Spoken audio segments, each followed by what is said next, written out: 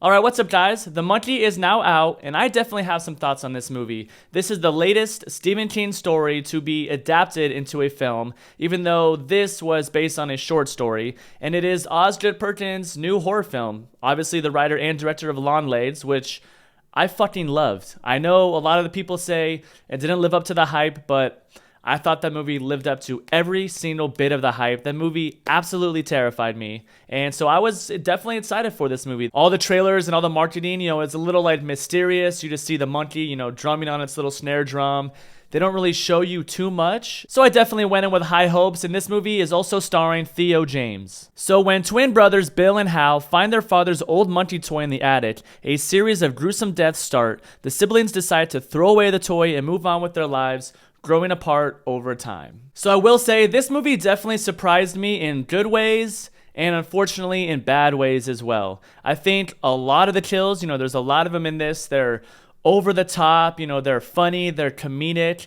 None of this movie is really taking itself too seriously, which I mean is definitely understandable when considering the fact that it's about a killer monkey toy that is just has this creepy ass smile on his face, and he just lifts his arm, and once he starts drumming, somehow, some entity, they don't really explain it as well, which is a negative for me. We don't learn the background or any of that. He just starts drumming along, and then somebody dies in the most absolutely bonkers way possible. And we definitely did a lot of that, but in the first, I would say half of this movie, it's Bill and Hal, our two main characters, but it's when they're kids, when they're, preteens, probably 13, 14 years old. They are twin brothers, and the younger versions of themselves are played by Christian Convery, who plays both of them, which, when I was watching the movie, I swear that the younger version was two different actors.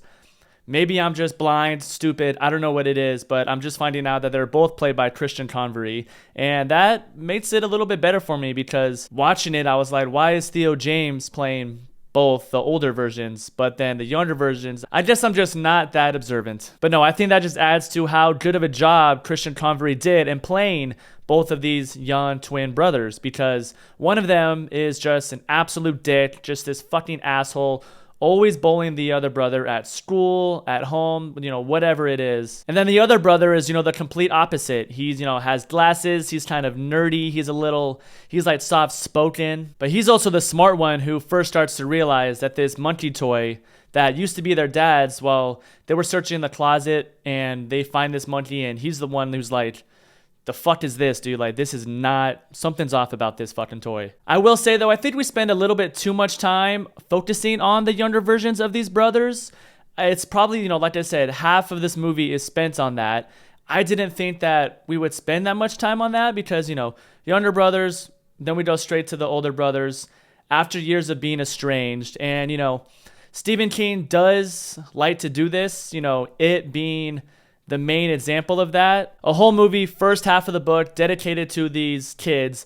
And then years later, same thing happens. We come back to Derry as their older versions. And the same thing happens in this movie. And I just don't know if, he clearly likes that type of style, that type of storytelling, but I don't know if I necessarily liked it. Although in the first half, when we are focused on the younger kids, their mother, played by Tatiana Maslany, which was She-Hulk, which is crazy to see her in this type of movie, but she was great. She was fucking hilarious. She's extremely nihilistic, cynical, all those types of, negative things about life, those negative views, but it's said in a very comedic way. Like, it's just dark humor, like in just the most absolute way possible. Their babysitter had just died, and they're at the funeral. She bought them ice cream. They're like sitting on this bench, and she's just piling everything bad about life on them. Everyone dies. You're going to die. All your friends, everyone you've ever loved, me, like, they're all going to die. And these these are like kids, so just the way she's saying it too is very kind of like nonchalant. And then the brothers are just looking at each other while she's saying all this, just like, what? So yeah, that scene was great. She was awesome. And that's just the kind of tone of this whole movie, humor-wise. Osgood Perkins' sense of humor in this movie is so much different than Longlegs. Nothing was funny about Longlegs, but that movie was so fucking serious. It took itself absolutely super serious, except for some Nicolas Cage scenes. But that movie was dark, brooding. It's just kind of hard to believe that this is the same writer and director. Now, with the second half of this movie, I mean, the third act specifically, you're going to hear it from a lot of people. It just doesn't quite work. So we fast forward 25 years later, and we have Hal, played by Theo James now, who has a kid. You know, he only gets to see him once a year, though, and he's on his way to pick him up. You know, he has one last week with him, I believe is what it is. And they don't really explain to you why he only sees him once a year, although it's not hard to figure out why that is. You know, he doesn't want to pass that curse of the monkey, you know, the toy and everything that happened when he was a kid. He doesn't want that to happen to Petey. And this is when we get another very weird and quirky, strange scene, but it involves Elijah Wood as the stepfather. Just a very strange cameo from him. He's just so over the top. He's like this know-it-all therapist dad or something who sells these books. And his character is trying to take Petey away from Hal so he can never see him again, not even once a year. So Hal and Petey, they go on this trip for a week now because he isn't going to be able to see Hal anymore. And Petey is played by Colin O'Brien. They go to this motel, and this is when all the death and all the mayhem and all the craziness starts happening again that happened when they were kids, caused by this toy monkey. And I actually kind of liked Theo James as the older Hal as opposed to when he plays the older Bill, because, you know, once all this mayhem starts happening again, his brother calls him and the monkey's returned, he becomes very unhinged and like very irritable, especially towards his son. But you can kind of tell that he's still, you know, a good person. The over-the-top gory kills continue to happen, one involving a pool and electricity, the other involving his aunt and a mailbox post. We do continuously get these funny, hilarious kills, which I liked some of them, but some of them are just, I don't know, they're just very strange, and you're just like wondering what exactly it is that he's kind of going for, even though towards the end, you kind of fully understand that. But with almost every kill in this movie, I mean, you can't just help but laugh, like chuckle just a little bit. And I also really liked how a lot of the kills were kind of like Final Destination-ish. A lot of those types of, you know, one thing sets off a chain of events to eventually have this specific weapon or whatever it is, whatever set piece it is, have that kill this person. We also have the introduction of this new character named Ricky, played by Rowan Campbell, probably about 2/3 into this movie.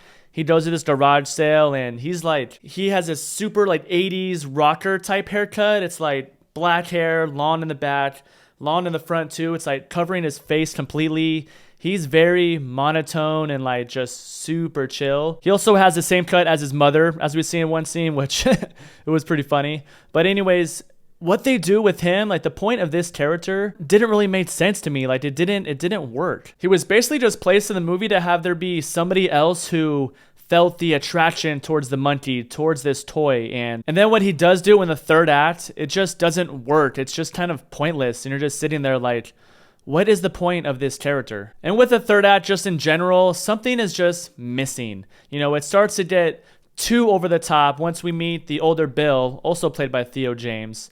His acting and his character was so weird. You know, we start to learn his motivations. You know, he's been waiting for this monkey for 25 years to come back into his life for a certain reason that happened, you know, when they were kids. It just doesn't really make sense. It's very weird. It's just a lot more silly than I would have liked. It's very unusual. There's just like no substance in this third act, just in this story in general. There's nothing really to it. Nothing actually necessarily really happens. It just doesn't really work cohesively as a movie, you know, trying to throw in Petey, Hal's son, and, you know, their dynamic and their relationship. That just doesn't really work either. It's not really fleshed out. The older Bill, his motivations, it's just all just kind of thrown together. But with it being Osgood Perkins and how much I enjoyed Lawn Lates, how much I actually loved that movie, this is probably how he wanted it to be. This was probably his vision for the movie. You know, I think the script definitely probably needs some work just to be, like I said, more cohesive as a story. But it's Osgood Perkins, man. He wanted it to be like this. And I will say, with the very, very last scene that we did involving cheerleaders on this school bus, something happens and then boom, movie's over, credits roll. And that's when you start to realize, or for me, it was kind of like, it just kind of reminds me of the Scary movies, you know, Scary Movie 1, Scary Movie 2, 3, 4 and 5 are terrible, but those first 3, it kind of reminds me of that, you know, just kind of parodying itself while also parodying other horror movies. And so by the end of it all, I did kind of understand that a little bit more of what he was going for, but it still doesn't necessarily work for me. One scene though that I forgot to mention involves this priest, you know, at this funeral service after their babysitter does die.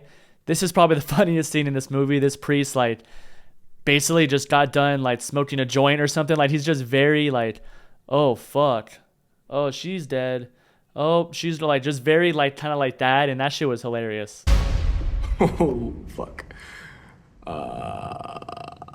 But anyways, this movie is still an overall fun time, I would say, just because of the kills, a lot of the humor that we get. It's still gonna make you chuckle, even though if you're kind of, it's very weird and it's very just, it's a trip of a movie just in general. You can definitely probably wait to stream this, but I do recommend that you do give it a try, you do watch it. This movie isn't really scary at all. You know, some scenes with the monkey are a little bit, you know, unsettling in some sort of way, but it's definitely not jump scares, scary in any way whatsoever, just because of, like I was saying earlier, the whole tone of the movie. Dark comedy, dark humor mixed with a lot of gory, over-the-top kills. I enjoyed a lot of them. You know, you definitely get a decent amount, but the story is lacking something there. The cohesiveness, the third act kind of just goes off a cliff for me. I wish we learned a little more backstory with the monkey, you know, where it came from. I've only read like a synopsis on the short story that Stephen King wrote, so I'm not really sure if they explain it in that either, but it would have been nice to know, you know, if there is lore for this monkey. But yeah, those are just my thoughts, guys. I'm gonna give the monkey a solid 6.3 out of 10. But as always, I appreciate you guys watching. Like, subscribe, comment, do whatever you want. What's your favorite Stephen King adaptation? But as always, my name is Zach, and I will see you on the next one.